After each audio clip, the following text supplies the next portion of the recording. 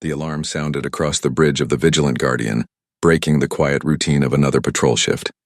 Commander Kyle Harrison looked up from his coffee, his weathered face showing 20 years of service in the depths of space. He set the cup down carefully and walked to the main console where his crew was already working.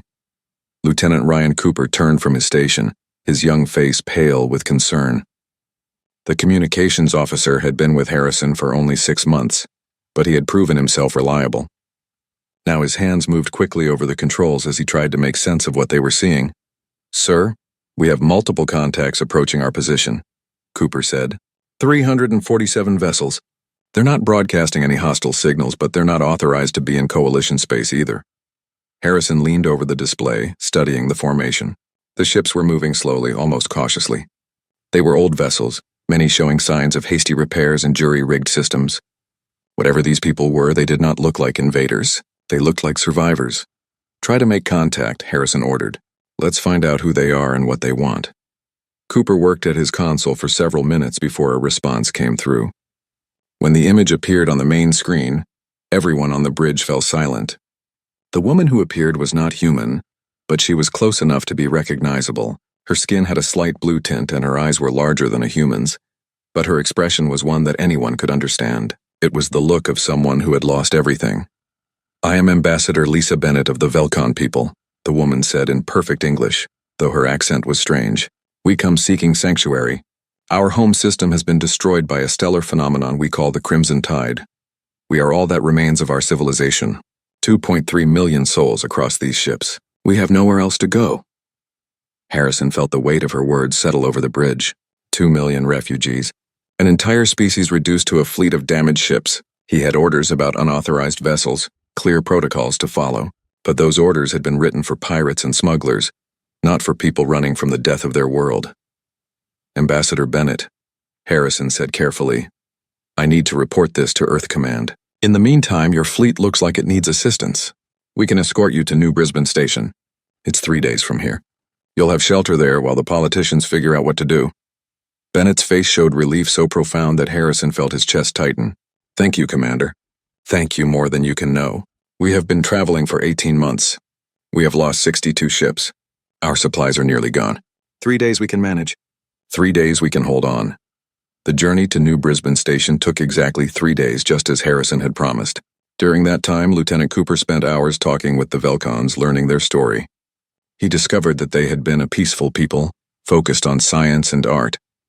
They had never developed weapons of war because they had never needed them. When the Crimson Tide began spreading through their system, they had only 6 weeks to evacuate. Cooper learned that Ambassador Bennett had personally organized the evacuation. She had worked without sleep for those 6 weeks, making impossible decisions about who could leave and who had to stay behind. 15 million Velcons had remained on their dying worlds because there simply were not enough ships. The guilt of that haunted her every waking moment. "How do you live with that?" Cooper asked her during one of their conversations. "Knowing you had to leave so many behind?" Bennett was quiet for a long time before answering.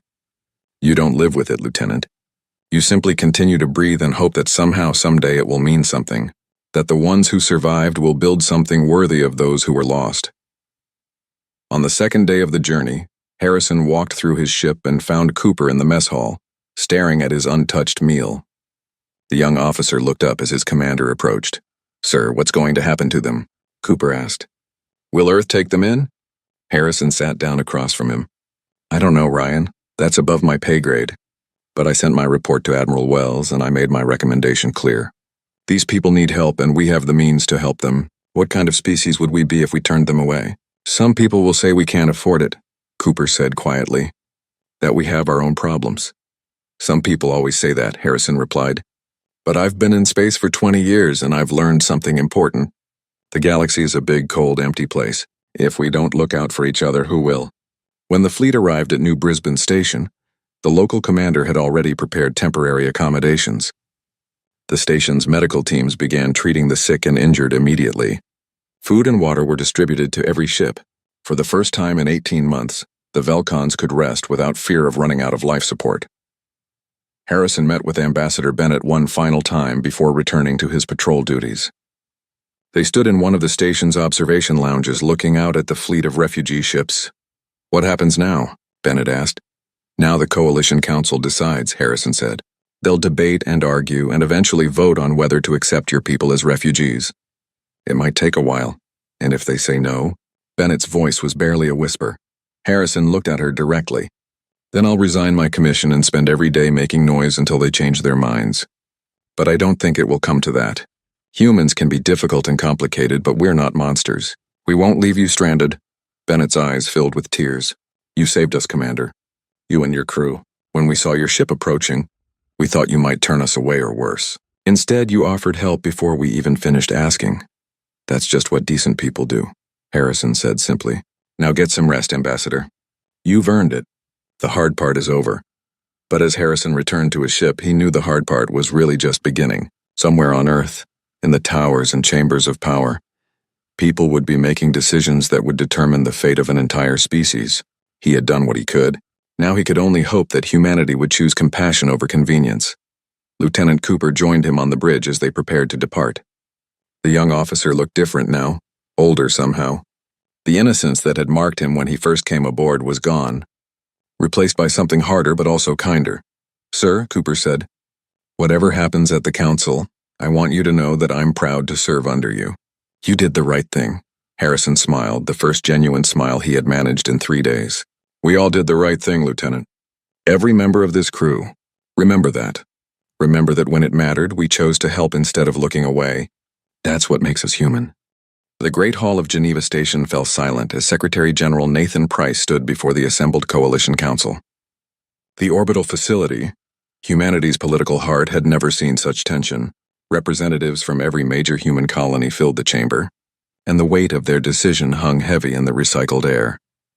We are here to decide the fate of 2.3 million refugees, Price began, his voice steady despite the pressure he felt. The Velcon people have asked for our help. The question before us is simple. Do we have the capacity to help them? And if we do, are we willing to make the necessary sacrifices?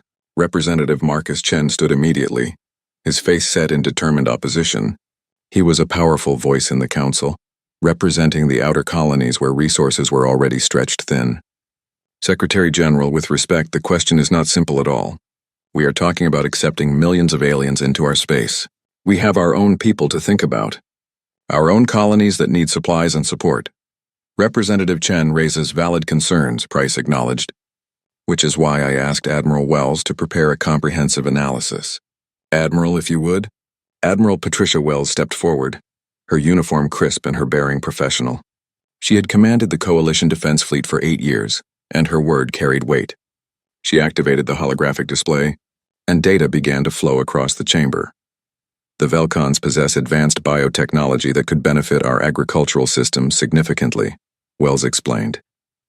Their stellar cartography includes regions we have never explored, potentially opening dozens of new systems for colonization. They have peaceful diplomatic relationships with 17 other species, relationships that could prove valuable as we expand further into the galaxy. Chen was not satisfied. So we should accept them because they might be useful? What about the cost, Admiral? What about the resources needed to house and feed millions of people? Significant, Wells admitted, but manageable. My analysts estimate we could construct a dedicated colony world for the Velcons within 2 years. The initial investment would be substantial, but the long-term benefits would far outweigh the costs. The chamber erupted into argument. Some representatives supported the idea immediately, moved by humanitarian concerns. Others worried about the precedent it would set, the message it would send to other species that humanity was an easy source of charity. The debate raged for hours, voices rising and falling in passionate disagreement. Finally, Price called for order and introduced Ambassador Bennett. The Velcon diplomat entered the chamber with quiet dignity, accompanied by Elder Counselor Zevtar. The room fell silent as she approached the speaker's podium. Honorable representatives, Bennett began, her voice clear despite her obvious exhaustion. I will not pretend that accepting my people will be easy or cheap. I will not claim that we deserve your help more than others who might ask. I can only tell you our story and hope that it moves you to compassion. She told them about the Crimson Tide, about the 6 desperate weeks of evacuation, about the 15 million Velcons who had died because there were not enough ships. She spoke of the children who would never grow up, the artists whose final works would never be seen, the scientists whose discoveries died with them. Her words painted a picture of loss so profound that even the hardest hearts in the chamber softened. "But I am not here only to speak of what we have lost," Bennett continued. "I am here to speak of what we might build together. My people are peaceful. We have never known war. We have spent our entire civilization pursuing knowledge and beauty. If you give us a home, we will share everything we have learned. We will be your friends and allies for as long as our species survives." She paused, looking around the chamber at the assembled representatives. "But more than that, you will be establishing yourselves as a force for good in this galaxy. Other species are watching how you respond to our crisis. They are asking themselves what kind of civilization humanity truly is. Are you conquerors or protectors? Are you takers or givers? Your decision today will echo across the stars for generations." After Bennett finished speaking, the chamber remained quiet for a long moment. Then Chen stood again, but this time his face was troubled rather than angry. "Ambassador, I have a question. If our positions were reversed, if humanity came to your people as refugees, would you have helped us?" Bennett met his eyes directly. "Yes, Representative Chen, without hesitation. Because that is what civilized beings do. We help those who cannot help themselves. We give shelter to those who have none. We choose compassion over convenience even when it costs us dearly. That is what makes us worthy of calling ourselves advanced." The debate resumed after Bennett left, but the tone had changed. Representatives who had opposed acceptance began to waver. The moral argument had proven more powerful than the practical concerns. Finally, after 3 days of discussion and negotiation, Secretary General Price called for the vote.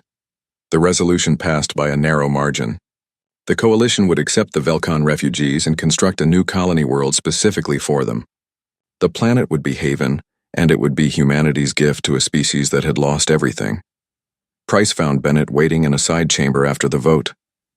The ambassador looked years younger, as if an impossible weight had been lifted from her shoulders. When Price told her the news, she simply sat down and wept with relief. "Thank you," she managed to say through her tears. "Thank you for giving my people a future." Price sat beside her, feeling his own emotions threatening to overwhelm him. "Ambassador, I want you to understand something. This was not an easy decision for us. Many people had legitimate concerns. But in the end, we chose to help, because it was the right thing to do. That's who we want to be in this galaxy. That's the legacy we want to leave." Admiral Wells joined them shortly after, carrying preliminary plans for the Haven project. "We've identified a suitable planet in the Kepler system," she said. "It will require terraforming, but the Velcon's biotechnology will help accelerate that process. We're already mobilizing the engineering corps." Bennett looked at the plans with wonder. "You're really going to build us an entire world?" "We're really going to build you an entire world," Wells confirmed. "And when it's finished, we're going to make sure you keep it. The Haven Defense Fleet is already being assembled. Nobody is going to take this from you." The news spread quickly through the refugee fleet. Celebrations broke out on every ship as the Velcons learned they would have a new home. Children who had been born during the flight would finally have solid ground beneath their feet. Families who had lived in cramped quarters for 18 months would have houses and gardens. Hope, which had seemed like a cruel fantasy, became real. Commander Harrison received word of the Council's decision while on patrol. He called his crew together and told them what humanity had chosen to do. Lieutenant Cooper smiled wider than Harrison had ever seen him smile. "I knew it," Cooper said. "I knew we would do the right thing." Harrison nodded, feeling a deep pride in his species. Humanity had its flaws and failures, its moments of darkness and cruelty. But when faced with people in desperate need, when given the choice between compassion and indifference, they had chosen compassion. That was something worth being proud of. That was something worth fighting for. The warships arrived in waves, emerging from faster-than-light travel like predators answering a challenge. Fleet Admiral Catherine Grant commanded from the bridge of her flagship, the massive battlecruiser Thunderbolt. She had fought pirates and mercenaries in her 30 years of service, but this would be different. This would be a real war if the Kryn forced the issue. "All ships report ready, Admiral," her communications officer announced. 67 vessels in defensive formation around Haven. "The Kryn fleet is maintaining position at the system's edge." Grant studied the tactical display with the practiced eye of someone who had survived more battles than she could count. The Kryn had numbers, over 300 ships to humanity's 67. But numbers were not everything. Training, technology, and most importantly, motivation would determine the outcome. "Open a channel to the Kryn fleet," Grant ordered. "Let's see if we can talk some sense into them before this gets ugly." The face that appeared on the main screen was reptilian, with scales that gleamed in the light of the command center. War Leader Thaxor looked at Grant with open contempt. clearly not impressed by the human admiral or her fleet. "Human," Thaxor said, his voice dripping with arrogance. "You have made a mistake. The Velcon refugees are our concern. They possess technology that belongs to the Dominion by right of conquest. Remove your ships and leave this system. We will forget your interference." Grant leaned back in her chair, her expression cold. "War leader, let me make something very clear. Haven is under the protection of the Terran Coalition. The Velcons are our guests and our allies. If you attack them, you attack us. I suggest you reconsider your position." Thaxor laughed, a harsh sound that made the translator struggle. "You have 60 ships. We have 300. Your threats are meaningless. We will take what we want and you will watch or you will die. The choice is yours." "Then you've made your choice," Grant said quietly. "Don't say we didn't warn you." She cut the connection and turned to her tactical officer. "All ships to battle stations. Tell Commander Sullivan to take his task force and intercept any Kryn vessels that approach the supply convoy. I want a demonstration of what happens when you threaten people under our protection." Commander Jake Sullivan commanded 6 destroyers, fast and deadly ships designed for exactly this kind of operation. When a group of Kryn raiders broke from the main fleet and headed toward a supply convoy traveling to Haven, Sullivan moved to intercept. The Kryn had sent 12 ships, confident that their numbers would overwhelm the human defenders. They were wrong. Sullivan's ship struck with precision that the Kryn had never encountered before. Missiles launched from impossible distances, finding their targets with perfect accuracy. Energy weapons carved through Kryn shields like they were paper. The battle lasted only 11 minutes. 4 Kryn destroyers were reduced to debris. 3 more limped away with critical damage. The remaining 5 fled back to their main fleet without achieving anything. Sullivan's task force had not lost a single ship and had barely scratched their shields. The message was clear. Human ships were not just numerous, they were superior. The Kryn War Council convened an emergency session aboard their command ship, and for the first time, doubt crept into their deliberations. "The humans fight with unexpected skill," one of the council members admitted. "Our losses were severe for such a minor engagement." Thaxor refused to accept defeat. "We still outnumber them 5-1. We can overwhelm their defenses with a full assault. The Velcons and their technology will be ours." But before the council could make a decision, the situation changed dramatically. The space around Haven suddenly filled with new contacts as ships emerged from faster-than-light travel. The Third Fleet had arrived, over 200 human warships, including 10 battlecruisers and 3 massive dreadnoughts. Fleet Admiral Grant contacted the Kryn again, and this time her message was different. "War Leader Thaxor, as you can see, we have reinforced our position. You now face nearly 300 human warships. Our technology is superior to yours. Our crews are better trained. Our weapons are more advanced. But more importantly, we are defending people we care about. You are attacking strangers for profit. Which side do you think will fight harder?" She paused, letting the weight of her words sink in. "I am offering you one chance to withdraw with honor. Leave this system and never return. Acknowledge Haven as protected territory under Terran Coalition sovereignty. Do this and we will forget this incident. Refuse and we will show you why humans have survived and thrived in every corner of space we have explored." On Haven's surface, the Velcons watched the standoff with fear and wonder. Ambassador Bennett stood beside Secretary General Price in the command center, her hands trembling as she studied the tactical displays. "You are really going to fight for us," she whispered. "You are willing to go to war to protect us," Price nodded firmly. "We built you a home, Ambassador. We meant it. Nobody takes it from you. Not the Kryn, not anyone. That's what our protection means." The Kryn War Council debated for 3 agonizing days. Intelligence reports showed that the humans had been preparing for this confrontation for weeks, moving ships and supplies into position long before the Kryn threat became obvious. The humans had anticipated everything, planned for everything. They were not bluffing. More concerning were reports from Kryn intelligence operatives throughout human space. The Third Fleet was not the limit of humanity's military power. It was not even half.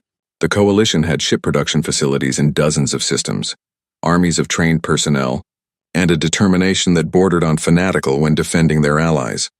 Finally, a more pragmatic voice prevailed in the council. "We came here for easy prey and valuable technology. Instead, we have found an enemy willing and able to destroy us. The Velcons are not worth the cost of fighting humanity. We should withdraw." Thaxor raged against the decision, but he was overruled. The Kryn Dominion had never retreated from a confrontation before, but they had never faced an opponent like humanity. The humans were not just strong, they were committed. They would fight to the death for people who were not even their own species. The Kryn fleet departed, broadcasting a formal acknowledgement that Haven was protected territory. They would not return. The news spread through human and Velcon populations like wildfire, bringing celebrations and relief. But Admiral Grant did not celebrate. Instead, she began establishing permanent defenses throughout the Haven system. Naval stations were constructed at strategic points. A garrison of 12 warships was assigned to permanent duty. Detection grids and weapons platforms were deployed. Ambassador Bennett met with Grant after the defensive installations were complete. "Admiral, I must ask, why did you go so far? The Kryn are gone. Why maintain such strong defenses?" Grant looked at the ambassador with steady eyes. "Because we meant what we said. We built you a home. Now we're making sure you keep it. Today it was the Kryn. Tomorrow it might be someone else. Doesn't matter. Haven is protected. That's a promise we intend to keep."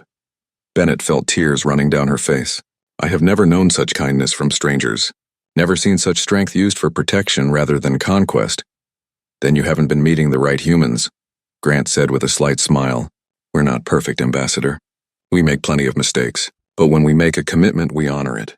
Welcome to the Coalition. You're safe here." The planet hung in space like a promise waiting to be fulfilled. From orbit, Haven looked almost perfect, with blue oceans and green land masses that reminded human observers of Earth. But the atmosphere was thin, the temperature too cold, and the soil lacked the nutrients needed to support Velcon agriculture. It would take months of hard work to make it truly habitable. Chief Engineer Daniel Rodriguez stood in the command center of the orbital construction platform, surveying displays that showed every aspect of the terraforming operation. He had built colonies before, but never an entire world from scratch. The responsibility weighed on him, but he thrived under pressure. This was the ultimate challenge of his career. "Atmospheric processors are running at 98% efficiency," his assistant reported. "We should have breathable air in the lowland regions within 4 months. Rodriguez nodded, making notes on his tablet. "Good. What about the water purification systems?" "Online and functional. The Velcons sent over their biotech specialists yesterday. They've already improved our efficiency by 15%. Those people really know their stuff." That had been the pleasant surprise of the Haven project. The Velcons were not passive recipients of charity. They worked alongside human engineers, contributing their expertise in solving problems that would have taken humans weeks to figure out. Dr. Sarah Mitchell, the xenobiologist assigned to the project, spent her days learning from Velcon, scientists who understood biology in ways humans had never imagined. Mitchell had become particularly close with a Velcon researcher named Kira. They worked together in one of the orbital laboratories, designing plant species that could thrive in Haven's soil while also improving it for future crops. The partnership had yielded results faster than anyone expected. "Your people have an amazing understanding of ecosystems," Mitchell told Kira one day as they reviewed their latest test results. "This hybrid grass species you designed will stabilize the soil and enrich it at the same time." "It's brilliant." Kira's face showed pleasure at the compliment. "We have spent 10,000 years learning to work with nature rather than against it. When your world becomes as old as ours was, perhaps you will develop similar wisdom." "Was," Mitchell said softly. "I'm sorry. I didn't mean to bring up painful memories." "Do not apologize," Kira replied. "Our world is gone, but our knowledge survives. By sharing it with you, we honor those who died. They would be pleased to know that their discoveries will help build a new home for their children." Down on the surface, the construction of New Beginning was proceeding rapidly. Over 40,000 human workers had volunteered for the project, and they worked in shifts around the clock. Massive prefabricated structures were assembled and connected, forming the skeleton of what would become Haven's first major city. Captain Greg Turner commanded the security forces protecting the construction site. He was an old friend of Commander Harrison from their academy days, and he took his responsibilities seriously. The refugee fleet remained in orbit while the surface facilities were built, and Turner made sure they were safe. "Any problems today?" Rodriguez asked during their daily briefing. Turner shook his head. "All quiet. The Velcons are model guests. No complaints, no demands. They mostly just watch the construction and try not to get in the way. I've never seen refugees so grateful for basic shelter." "They've been through hell," Rodriguez said. 18 months on those ships, never knowing if they would find a home. "I'd be grateful too." The months passed quickly. The atmosphere became breathable. The water ran clean and pure. The first building stood complete, ready for occupation. Gardens were planted using the hybrid species that Kira and Mitchell had designed. Solar collectors and fusion generators provided power. Schools and medical centers opened their doors. 16 months after the council's decision, New Beginning was ready. The city could house 200,000 Velcons in comfort, with room for expansion as more settlements were built. Secretary General Price traveled to Haven for the dedication ceremony, bringing Ambassador Bennett with him. They stood together on a platform overlooking the city, with thousands of humans and Velcons gathered below. The sun was setting, painting the sky in shades of orange and purple. Price had prepared a speech, but when the moment came, he found he could not deliver it. The sight of the city, this monument to cooperation and compassion, robbed him of words. Bennett seemed to understand. She stepped forward and spoke instead. When we fled our dying world, we had nothing but fear and hope. Hope that somewhere in the vast galaxy, we would find people who cared enough to help strangers. Today, that hope has been fulfilled beyond our wildest dreams. You did not just give us shelter. You built us a home. You treated us not as refugees, but as partners. You have shown us the best of what intelligent beings can be. The crowd erupted in cheers. Velcons and humans embraced, celebrating the completion of a project that had seemed impossible. Rodriguez found himself crying without shame, overwhelmed by what they had accomplished together. But the celebration was interrupted by an urgent message from Captain Turner. His face appeared on Price's communicator, his expression grim. "Sir, we have a situation. Long-range sensors have detected unknown vessels at the edge of the system. They're just sitting there watching us. They won't respond to hails." Price felt his stomach tighten. "How many ships?" "Over 300, sir. It's a military fleet." "A big one." Ambassador Bennett had overheard the conversation. Her face went pale. "Let me see the sensor readings," she said urgently. Turner transmitted the data, and Bennett studied it for only a moment before her expression confirmed Price's worst fears. "The Kryn Dominion," she said quietly. "They are an empire that has been expanding through this region for centuries. They wanted our technology when we lived in our own system, but we were too well defended for them to attack. Now that we are vulnerable, they have come to take what they want." Elder Counselor Zevtar joined them, his ancient face grave. "The Kryn do not negotiate. They do not compromise. They take what they desire and they destroy those who resist. We have no weapons to fight them. We are helpless." Price looked out at the city below, at the thousands of people celebrating the beginning of a new life. He thought of the 40,000 humans who had worked so hard to build this place. He thought of the partnerships that had formed, the friendships that had grown. He thought of everything they had accomplished together. Then he activated his communicator and contacted Admiral Wells on Earth. "Admiral, we have hostile forces in the Haven system. I need the defense fleet here immediately. We're going to need everything we have." Wells did not hesitate. "Already on the way, sir. We started moving ships into position 3 weeks ago when we first detected the Kryn scouts. They're not taking Haven, not without going through us first." Price smiled grimly. Humanity had built the Velcons a home. Now it was time to show the galaxy that humanity protected what it built. 5 years had passed since the Velcons arrived in human space as desperate refugees. Now Haven thrived as a fully developed world with 6 major cities and dozens of smaller settlements. The planet's surface bloomed with hybrid plants designed by human and Velcon scientists working together. The sky was filled with aircraft carrying people and goods between communities. Admiral Kyle Harrison stood on the observation deck of the Orbital Defense Station, watching the planet below. He had been promoted after the Kryn incident and now commanded the entire Haven Defense Fleet. The young lieutenant, who had first made contact with the refugee fleet, seemed like a different person from a different lifetime. Lieutenant Ryan Cooper, now a full commander, joined him at the viewport.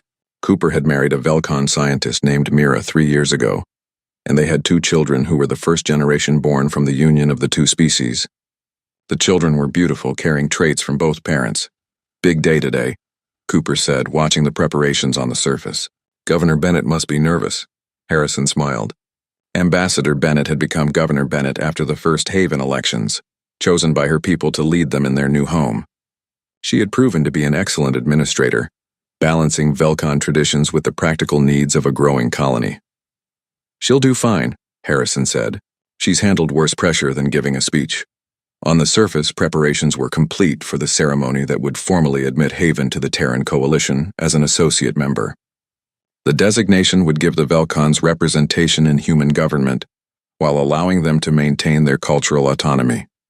It was the culmination of 5 years of integration and cooperation.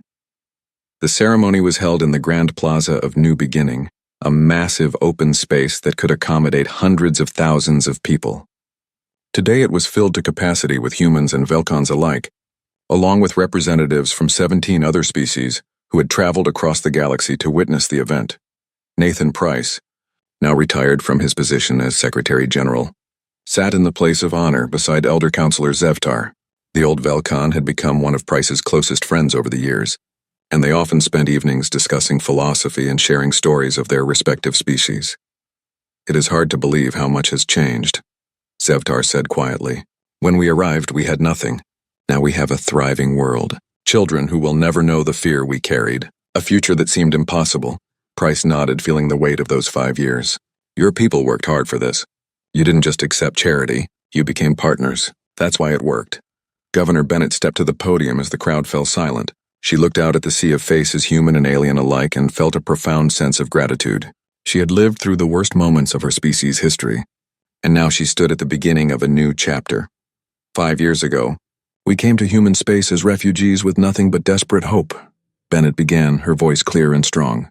"We asked Earth for shelter, and Earth gave us far more than we ever dared to dream. You did not just give us temporary housing. You built us a world. You did not just offer protection. You were willing to go to war for us. You did not treat us as charity cases. You treated us as equals and partners." She paused, gathering her emotions. "Today, we formally join the Terran Coalition not as subjects or dependents, but as valued members. We bring our knowledge, our culture, and our friendship. In return, we receive the security and support of the greatest alliance in this region of space. But more than that, we receive the honor of standing beside a species that has shown us the true meaning of civilization." The crowd erupted in applause. Bennett waited for it to subside before continuing. "Many species are watching this ceremony today. They have seen how humanity responded to our crisis. They have seen your compassion backed by strength. They have seen your willingness to help those who cannot help themselves. You have shown the galaxy what true power looks like. It is not the power to conquer or dominate. It is the power to protect and nurture. That is the power that will endure." Among the crowd was the current Secretary General, Helen Martinez, who had succeeded Price. After the ceremony, she met with representatives from several species who had approached humanity with proposals for mutual defense pacts and cultural exchanges. The Velkhan's integration had changed how other species viewed humanity. One representative, a tall insectoid being from the hive worlds, spoke with Martinez about forming an alliance. "We have watched how you treated the Velkhans. We see that humanity does not just seek to expand and exploit. You build and protect. You form genuine partnerships.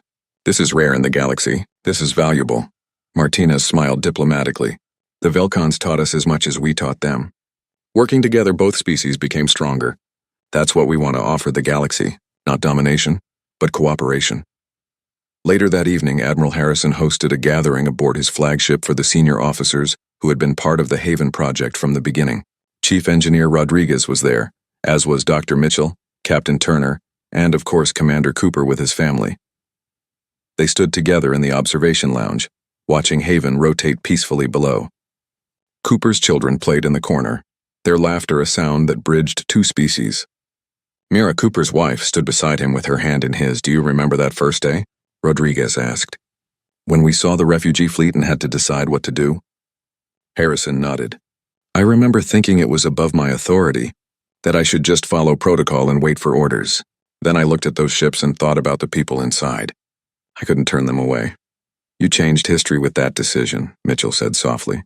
"If you had turned them away, everything would be different. We wouldn't have this partnership. We wouldn't have learned what the Velkhans could teach us. Humanity might have remained isolated and suspicious of other species." "It wasn't just me," Harrison insisted. "Everyone here played a part." Cooper made first contact. Rodriguez built the cities. Mitchell developed the biotechnology. Turner kept everyone safe. We all chose compassion over convenience. The celebration was interrupted by an urgent signal from the communications center. Harrison excused himself and took the call privately. When he returned a few minutes later, his expression was thoughtful. "What is it, sir?" Cooper asked. Harrison looked at his crew. These people who had become more than colleagues over the years. "Long-range sensors have detected another refugee fleet approaching Coalition space. Different species this time, fleeing from some kind of resource collapse in their home system. About 1 million individuals." The room fell silent as everyone absorbed the news. Another crisis. Another test of humanity's values. Another chance to define what kind of civilization they wanted to be. "What are our orders?" Cooper asked quietly. Harrison smiled. The same smile he had worn 5 years ago when he first decided to help the Velcons. "Earth Command wants us to make contact and escort them to safety. They're already talking to the Council about finding them a home. Apparently we're good at this now." Rodriguez laughed, a sound of pure satisfaction. "Of course we are. We've had practice." As the crew prepared to return to their ships and begin another rescue mission, Harrison looked down at Haven one final time. The lights of 6 cities sparkled against the darkness of space. Human and Velcon ships moved between orbital stations.